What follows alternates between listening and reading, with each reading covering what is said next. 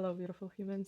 Today I'm addressing another topic that is important because it's something that I have observed and I have experienced personally that it takes place on daily basis, basically.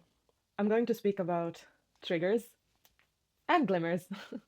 We are here in this life because there is a reason for us to be here. There is no coincidental existence. Everybody is here for a specific purpose, whether you are at this moment in time clear about it or not.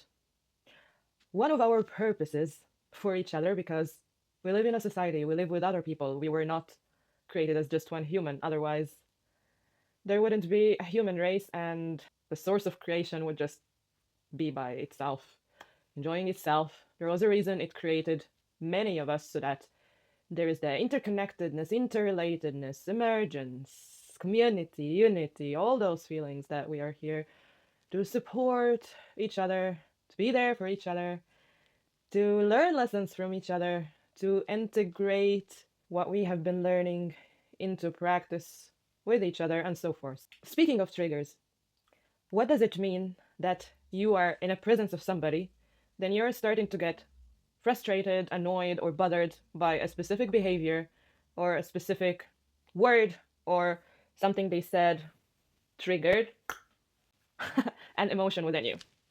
This is very, very deep topic. It could go in many, many, many directions. First of all, how or where do triggers root from? If we understand that the first 7 years of our life, we are basically being programmed and conditioned by our families, our society, the school, environment, circumstances, everything. It's like the deep conditioning, the installation of all the programs, the information in formation. So you are being formed inwardly by whatever that is surrounding you. So basically, during this time period of the life, of the life of your children, it's critically and crucially important to pay attention to what we are telling them, how we are teaching them, how emotionally embraced they are, and also if we were looking back at our lives, what kind of environment we were living in, what kind of programs were installed in us, what kind of conditioning was installed and downloaded in us. Understanding how you're living, with whom you're living, what have you experienced is really crucial to understanding your behavior at this moment. What word would trigger a deep sensation in you? What action would trigger a frustration, an anger, a sadness inside of you? This is basically based on what you have experienced as a kid. We are operating on 95% of our subconscious mind, which means the part of us that was conditioned and programmed during our childhood. 5% of our operating system is the conscious mind, which means that this is the deliberate, present part of you that is thinking the thoughts. Have you ever paused for a moment to understand who's thinking the thoughts? Are you on autopilot? Like you go in the car, you're driving the car, you're not thinking too much about it, you're just doing what you have already recorded as a memory, and you are on autopilot. You're on autopilot most of the time, unless you're deeply present with every action you're taking. And mostly, we are not doing that. We are just doing the muscle memory. So back to what are triggers and how they are rooted. Understanding and being aware and waking up from the obliviousness to what has been in our childhood is important. It's important to understand what is going on inside of us now, because if we are ignorant and oblivious and denying and not wanting to face what has occurred in our childhood, even if it's hurting, even if it's painful, even if it triggers the shit out of us, we really need to acknowledge how it was back then to understand how to deal with ourselves now. Because every single moment somebody would say something, we are annoyed and angry and frustrated and don't want to deal with that person. Every single situation or environmental condition that would happen that would remind us of how we were feeling back then, it will be very hard for us to coexist with others. Basically, you have a magnificent machine, which is the headset. Your mind is a time machine. Your mind makes it as though you could live over and over and over again in a past situation, as though you're living it now, only by thinking of it and re-feeling it again. For your body, it is happening now. That's why it is really important and crucial to be in charge of the mind in a way, because the mind synthesizes what the body feels. Your body is objective.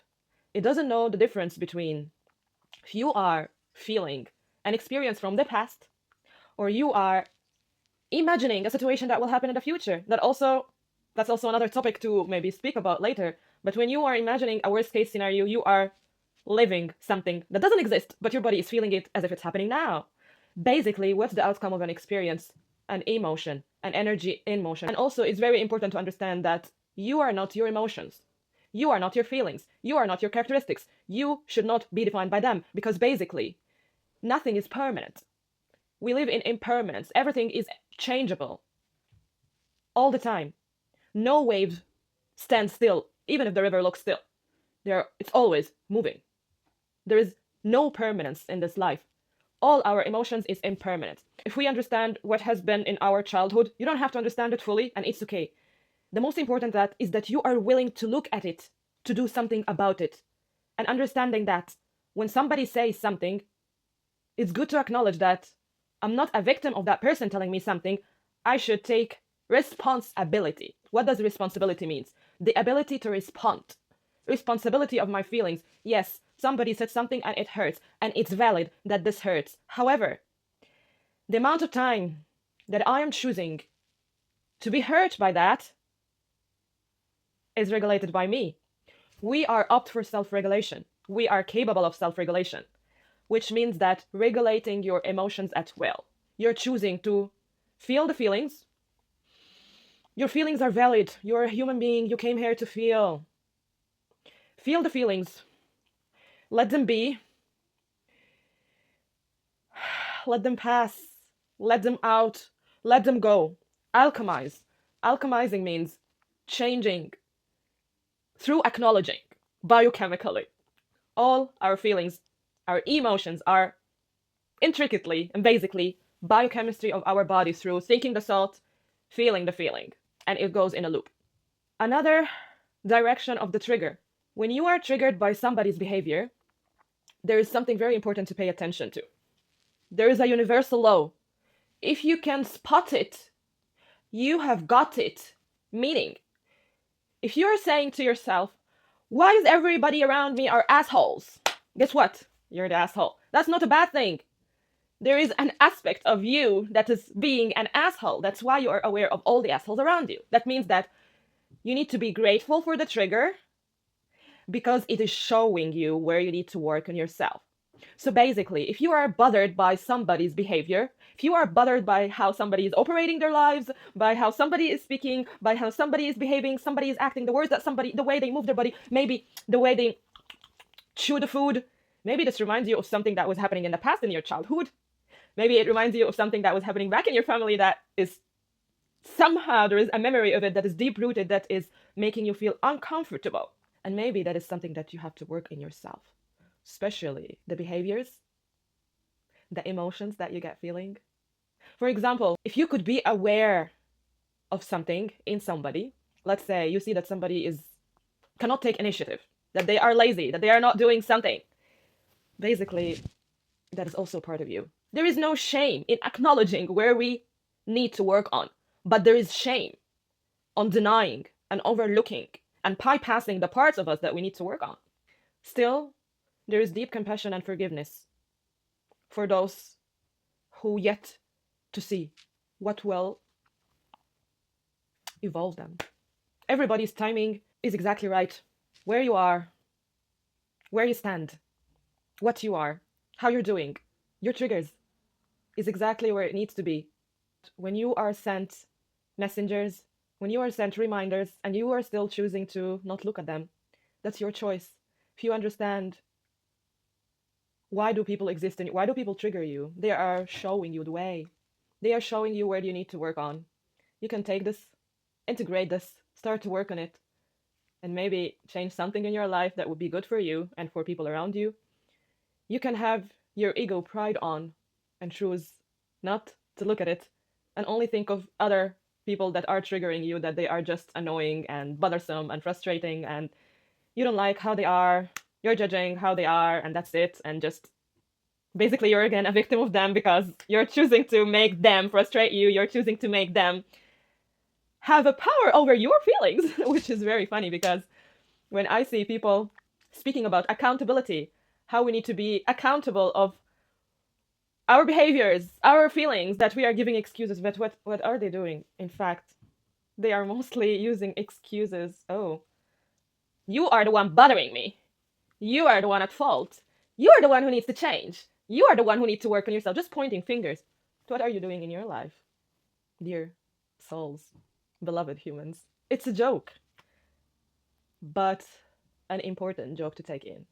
Addressing the roots of the triggers, either the childhood background, our childhood traumas, our deep inner rooted traumas, plus why we exist in the lives of each other's, that we are here to teach each other's lessons.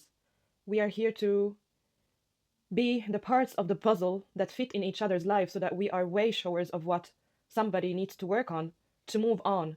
We don't have to have somebody in our lives forever. We meet people, we learn lessons.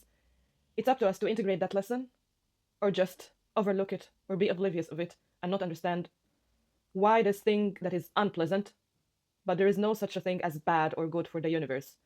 There are lessons, and it's up for you to integrate it or walk away and ignore it. There is another part that I wanted to address. So I was speaking about triggers.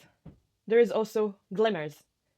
Basically, a trigger is a word, a sentence, a sensation, a behavior, an action that would trigger an experience that is from your past so that you will feel the sensation right now. A glimmer is quite the opposite of that. It will trigger also a pleasant sensation. If a person comes in the room and you're feeling down and they're just raising up your wave, they are taking you up with their energy, that's some sort of a glimmer. If a person is emotionally supporting you, if a person would just smile in your face, that is basically a type of a glimmer. A word that you would read that would just allow you to feel a pleasant sensation, that is a glimmer, and so forth. I have noticed through my experience with several people that me, myself, I am triggered by specific words, specific actions, but what is good, at least in my reality, I am aware that that means that that is the part of me that I need to work on.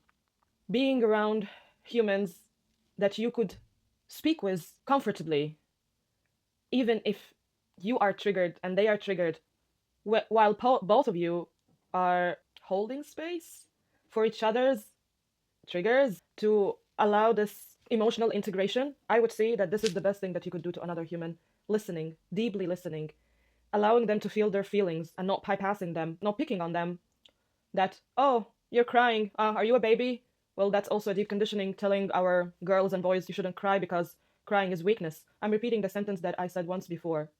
You have to understand that you cannot be strong unless you have the strength to be weak. You have to understand that you cannot be strong unless you have the strength to be weak.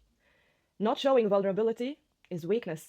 If you cannot cry, that is weakness. That doesn't show how strong you are in any way. Holding space for one another to let our feelings out is one aspect that I see how our communities could become stronger, could be in unity. The act of listening and allowing somebody to express their emotion is healing to you and them. You're not their therapist, but you are emotionally supporting. There are many people that don't have the capacity to hold space for each other.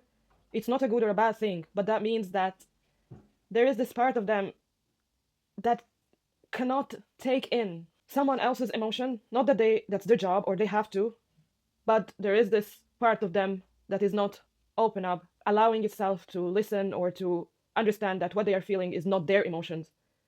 That's also what I was speaking about in other videos, that we can be there for each other while filtering the energy. We don't have to take somebody else's energy. It's another deep work. I really hope that we look at what we need to work on in our lives, our triggers, understanding that they are our lessons, that other people are there to show us parts of us that need light. People don't just exist in each other's lives to bother them. We are just lessons in each other and a little bit looking at the bigger picture of why things could exist, not just the box that we are in, which could be challenging when you are in that situation. However, I believe that we are bigger than that. Thank you for receiving me, for listening to me. And yeah, Much love and gratitude.